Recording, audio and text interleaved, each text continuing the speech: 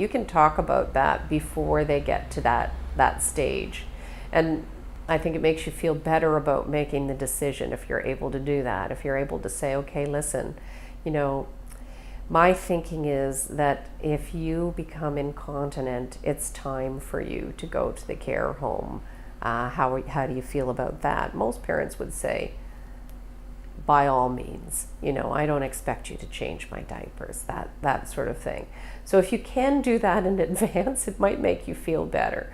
You know, often the decision to put someone in a long-term care home or even seek assisted living is based on a couple of things. You know, people generally look at things like night wandering. If you can't trust that your parent's going to be safe at night, they're getting up in the night, they may be turning the stove on and forgetting about it.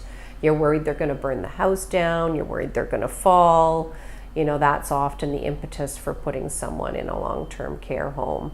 Behavioral problems, because you do see some aggressiveness in people with Alzheimer's in particular, something we call sundowning, which is, you know, around sort of supper time, you'll see behavior start to decline and fits of anger and things like that. So, you know, that sort of thing is often what makes people say, you know what, it's time.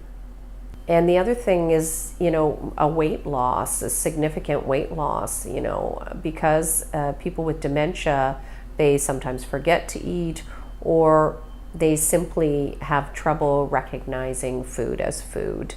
They may have a significant weight loss, and you may feel that they're not getting the care they need, even if they're with people who love them. So that often drives people to the point where they consider a long-term care home. Most people do the math, right? I mean, it's sort of like, okay, so you say, well, I've got two parents at home. A friend of mine had, her father was really pretty good, but 91 years old, and her mother had dementia.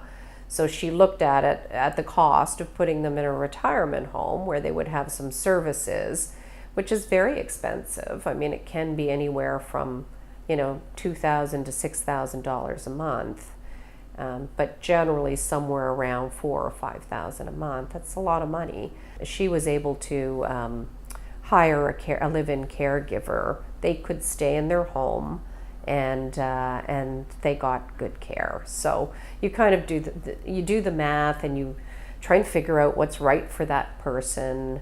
And that's how most people make the decision. If someone is not far along in their dementia, doesn't need 24/7 care, but needs some services like meal plan, you know, they'll have a meal plan, or they'll have some health services available. It's called variably across Canada assisted living or retirement homes, and usually it's private. Now in BC there is some public funding for assisted living, for instance, so it's not the same across the country. Now the problem with retirement homes and assisted living facilities is that sometimes they don't cater to people with dementia or Alzheimer's. They feel they can't be responsible if that person wanders off in the night. So if the person you're caring for does have dementia or Alzheimer's, you do need to make that clear, and they'll interview you and decide whether it's a good fit.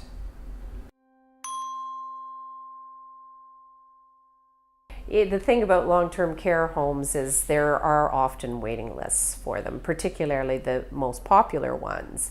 So when you apply to a long-term care home, which you usually do through your community care access center, again, you have to have a referral to a long-term care home. You can't just call them up and say, you know, I want my parent to come. You need a referral. And there are waiting lists to get into those homes. Now the government, I was speaking to one woman who said, a geriatric care manager, and she said, yeah, the government will always tell you there's always a bed, and there is always a bed, but where is it, right? It could be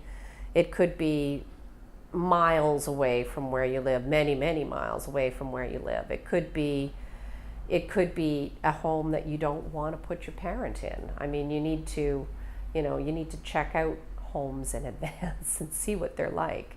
Generally, the rule of thumb across Canada is that you usually have a choice of between 1 to 5 nursing homes. You can put them on a list. So your parent needs to go into a home, you come up with a short list of homes that you think are acceptable, either because they're in the right place or because they provide the kind of service you want for your parent. There may be a long waiting list for some of those, and you'll be pressured. Oftentimes, you'll be pressured to pick a home that has a shorter waiting list. You don't have any obligation to do that as a rule of thumb. Again, the system differs across Canada, but you're not generally obligated to take the home that they push you towards. So, it's good to stand your ground when it comes to long-term care homes, because your parent could be there a very long time.